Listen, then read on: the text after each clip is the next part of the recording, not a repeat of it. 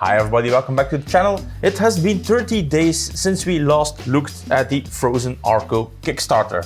Now, not a lot has changed until the last 3 days shooting this video. So when you are going to see this video, it will be less than 7 days before you will be able to join in on the Kickstarter. Now the first thing I want to mention is that this Kickstarter and the 30 days we have waited for the next video made it really clear that they were absolutely not ready with this printer. Right now, finally, they are showing some promising results. In my opinion, they should have waited for another month because right now we are definitely seeing signs that this printer is actually capable of printing anything at all. First of all, we have seen an office tour from Officina 3D. I will link it down below that you can watch.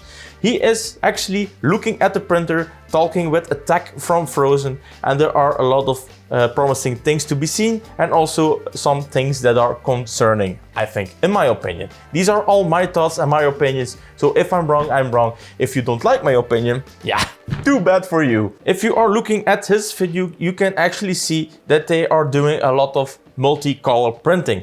Now, one thing we can see from the Kickstarter page that they are very careful with sharing any video about the Phrozen Arco. They are not showing you anything in real life. Everything is fast forwarded. You don't have noises, so you cannot base anything what you are hearing in all the material you are sharing. And the last thing that was a bit concerning is that all the multicolor stuff is also fast forwarded or really short. Right now, I still have the feeling that this printer is not performing like they want. They are not shipping any units to reviewers before the end of the Kickstarter campaign, which is honestly very bad. They are now saying that the samples got delayed because of the whole thing that COVID did in the world. I'm not sure. I believe their explanation about the logistics being slammed and they are not having any products to ship to a reviewer. I think they could at least ship one unit from the 6 I saw in the video to one massive YouTuber that everybody knows and trusts. So yeah, I am not buying that explanation. Then one thing we can also see in the video from Officina 3D is that they are only using one stepper motor for the flying gantry. So we have one motor and then we have a few lead screws. They are all connected with the belt and all of that stuff. So we are not able to trim, I'm not sure what you call. So I am not sure how you will be able to calibrate the gantry to be perfectly straight if you are using all lead screws, belts and one motor. Probably they have figured something out, but we can't see how they are doing it. So one motor for the complete gantry. A little bit concerning, maybe it's a non-issue, but in my opinion, I think they are trusting too much on bed mesh leveling, and we have definitely seen that bed mesh leveling is not the solution for all your problems. We could also see in the video from Officina that they are using 4 load cells in the build plate, which is also very handy for bed mesh leveling. But if we look close up to the printhead, we can see one of those Omron I think it's sensors. This is probably some kind of a magnetic sensor, the same as in the GDQ1 Pro. So it's going to measure the flex plate, and depending on that, it will do the bed mesh. But they are also saying that there are 4 load cells in the heated bed. So not sure if they are doing dual calibration or not, so they are very vague on that. Another thing we can see from the video from Officina is that they are trying to do multicolor, but not with 1 unit, but with 4 units. So right now they are testing the possibility to use 16 colors, just like with the Bamboo Lab system, I guess. And we finally also have some close-ups on the system that is going to do the color changing. And on the first looks, in my opinion, it is very similar to the Bamboo Lab. They are testing it with cardboard spools, but in the video you can hear that he is saying that they are not getting the best results with cardboard spools. So there seems to be the same problem with the Bamboo Lab AMS, that you will only be able to use plastic spools, or you have to print one of those round things that you snap onto your cardboard spool. Probably. We don't know. They are very vague.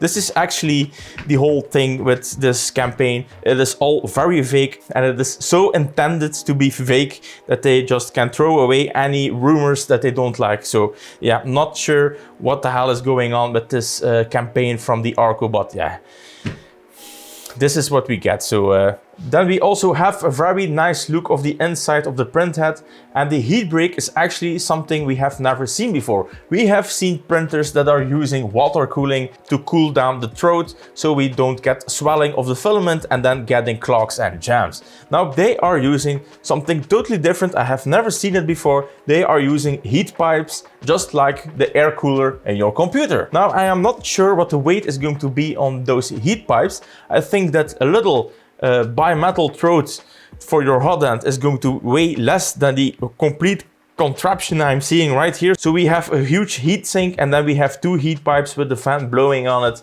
and they are claiming that they are getting very good results on TPU, and that with unscrewing one bolt you can drop out the complete hot end. It still is to be seen if it's that easy, but they are saying that the nozzles are interchangeable with whatever you want to use. So yeah, we will see in the future what will happen. We could also see that all the stepper motors on the board are actually interchangeable, which is really nice. With the Q1 Pro I just reviewed, you could see that they are soldered in the board, which is actually really annoying, that if you fry one of your steppers, you will have to remove the complete board and replace it. Now with this printer, you will be able to just plug it out and put in a new stepper, which is actually really nice. They should all do it that way, in my opinion. Alright, so I'm going to conclude with this. It is starting to look like we have actually something to work with. It is not just a dead paperweight. We have seen this thing more active in the last few days, and it is looking very promising. However, they are already talking about supply constraints, not being able to sample the reviewers. I think it's an excuse. But yeah, that's just my opinion. I'm afraid that the timing schedule that they are giving you to ship those printers, and that you will be having to wait a lot longer than they are saying right now. Looking at what they have actually built right now, it is looking like they are still in the beta phase and they are not ready to ship anything soon that is completely finished and actually working great. So if you are going to continue with the Kickstarter, then I think for the pricing right now, it is going to be a fair price. I'm quite convinced now that this printer isn't a paperweight right now. I have my doubts about the color changing system. It looks like it's going to experience a lot of the same problems we have with the Bamboo Lab system. Yeah, it still will have to be seen if they are going to delay the color changing box or not, or if they are going to delay the complete project until they finish that part. Then the pricing, now they are talking about $850, which is going to be the price for the complete printer without the shielding, without the AMS system. I still think it's a bit too much. We just recently reviewed the Q1 Pro. Well, it's not really a review, it was a first look and an in-depth look of it. If you're, by the way, interested, watch this link right over there. But we can see that that printer is coming in at under $600. It is fully equipped, it is fully enclosed. We have a PTC heater. Everything is absolutely working fine on that thing except for time lapse, but there seems to be something wrong with my sample. I can't believe that this thing is going to sell for $850 without the Penta Shield. Call me stupid, call me crazy, mark my words, you are not going to pay $850 for that system. And if they do it, it's not going to be long that they are asking $850 because nobody will buy it. And why wouldn't they buy it? Because I think they are going to be in for a rough ride with a lot of quality issues in the beginning. And if there aren't any quality issues, then there will be other software related issues. We can see it from big brands like the Creality K1. When they first came out with that thing, there were issues all over the place. So I would be very surprised that they don't have issues on the Phrozen Arco. Even better, maybe go and share this video with Phrozen. I am actually challenging them to send me a review unit so I can eat my own words in saying that I was wrong, it is actually a good printer. So if you think this would be a great cooperation, go send this video to them because they won't answer any email I sent to them. Not sure why, I just tried to help. I would actually be really interested to be one of those reviewers to test the Arco. Come on Phrozen, let me eat my own words and send me a sample.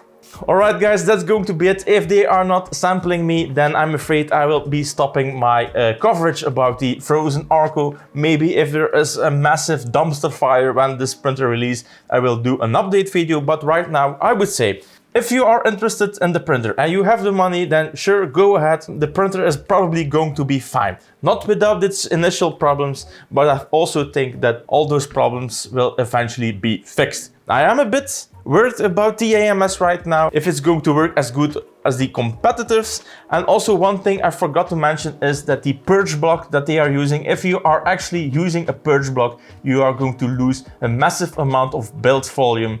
So yeah, it's not really a 300 by 300 millimeter cube printer anymore if you are going to do any multicolor printing. I would rather see that the wasted filament is shut off like a bamboo, because right now you are losing massive amounts of build volume. Alright guys, that's going to be it. If you are interested in me to do a review about the system, send this video to the guys of Phrozen, and maybe in the future I will do an in-depth review of it.